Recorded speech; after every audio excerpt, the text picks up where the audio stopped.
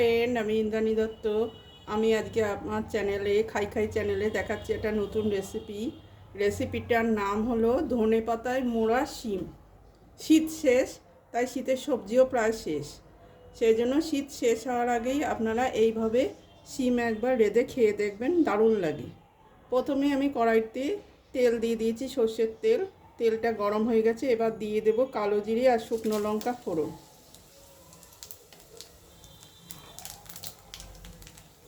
ফোড়নটা ভালোভাবে হয়ে গিয়েছে, এবার আমি দিয়ে দেব কেটে রাখা শিমগুলোকে দু অর্ধেক করে কেটে রেখেছি। দিয়ে দিচ্ছি কেটে রাখা শিম।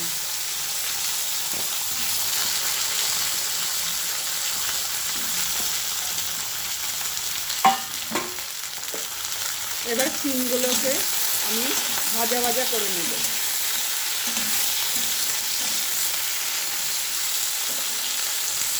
শিমগুলোকে ভাজা ভাজা করার জন্য আমাকে কড়াইতে দিয়ে দিতে হবে একটুখানি সামান্য নুন দিয়ে দিলে কিন্তু শিমটা খুব তাড়াতাড়ি নরম হয়ে যাবে। আর একটু হলুদ গুঁড়ো।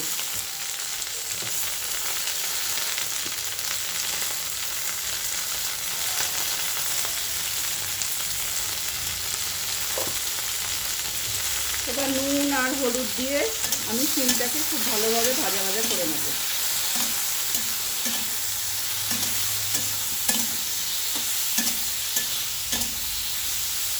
এবার আঁচটাকে কমিয়ে আমি শিমটাকে ভাজা ভাজা হওয়ার জন্য বসিয়ে রাখলাম।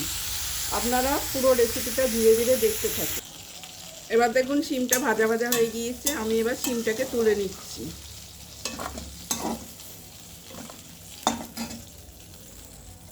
এবার কড়াইতে দিয়ে দিয়েছি আমি আর একটু পরিমাণ সর্ষের তেল আর বেশ খানিকটা রসুন কুচি।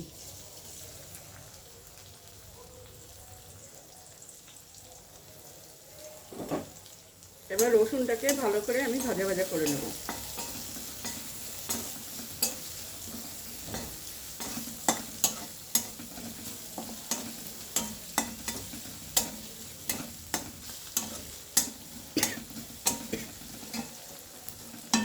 রসুনটা ভালো ভাজা ভাজা হয়ে গেলে আমি দিয়ে দেব এই শিমটা, ভেজে রাখা শিমটা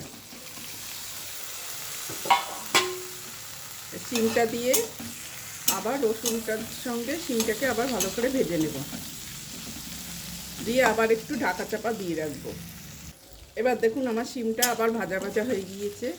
এবার আমি দিয়ে দেব খানিকটা ধনেপাতা, টমেটো আর লঙ্কা একসঙ্গে মিক্সিতে বেটে রেখেছি, সেই বাটাটা আমি এর মধ্যে দিয়ে দেব।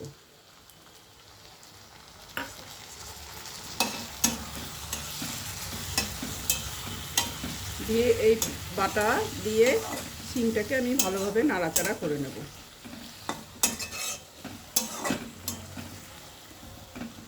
এবার দিয়ে দেব সামান্য একটু হলুদ,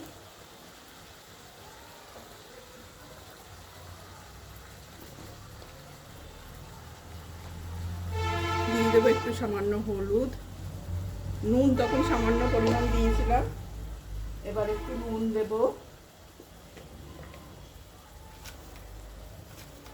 পরিমাণ মতন একটু নুন দিয়ে দেব, দিয়ে দেব একটু লঙ্কার গুঁড়ো,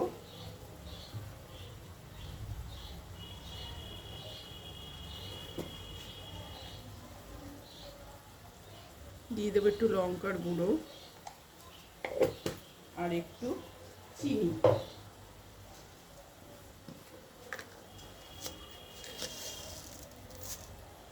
টেস্টের জন্য একটু চিনি, আপনারা ইচ্ছা করলে গুঁড়ো দিতে পারেন।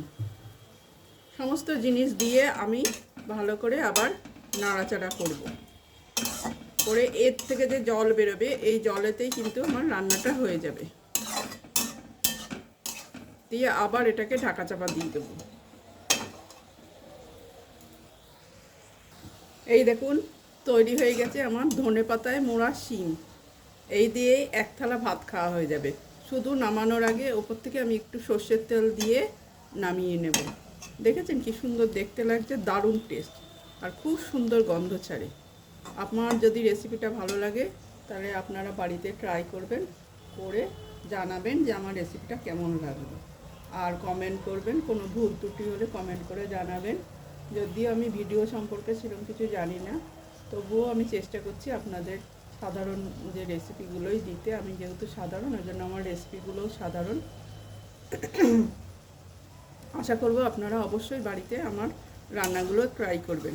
আমি কিন্তু আলাদা করে কোনো রান্না করি না ভিডিও দেখানোর জন্য। আমার দুপুরে যা রান্না হয় সেটাই আমি আপনাদের দেখাই। কাজেই আলাদা করে ভিডিওর জন্য যে স্পেশাল করে কোনো রান্না দেখাই না। অবশ্যই সেটা আপনারা আমার ভিডিও দেখলে বুঝতে পারবেন। আমার তৈরি হয়ে গেছে ধনেপাতায় মোড়া শিম। এবার আমি পরিবেশন করে আপনাদের দেখাচ্ছি। এই দেখুন, আমি পরিবেশন করলাম ধনেপাতায় মোড়া শিম, গরম ভাত আর পেঁয়াজ কুচি। আমার এখনও অন্য রান্না হয়নি, তা যা রান্না হয়েছে আমি তাই পরিবেশন করে দেখালাম। যদি আমার রেসিপি ভালো লাগে তাহলে অবশ্যই আপনারা বাড়িতে ট্রাই করবেন, কমেন্ট করবেন আর শেয়ার করে সবার মধ্যে ছড়িয়ে দেবেন। আপনাদের একটা কমেন্ট শেয়ার পেলে আমার কিন্তু অনেক উপকার হবে। ঠাকুরের কাছে আশীর্বাদ করি যে যেখানেই থাকেন যেন সুস্থ থাকেন, সবাই যেন ভালো থাকেন, এই কামনা করে আমি আমার ভিডিওটা শেষ করলাম। ধন্যবাদ।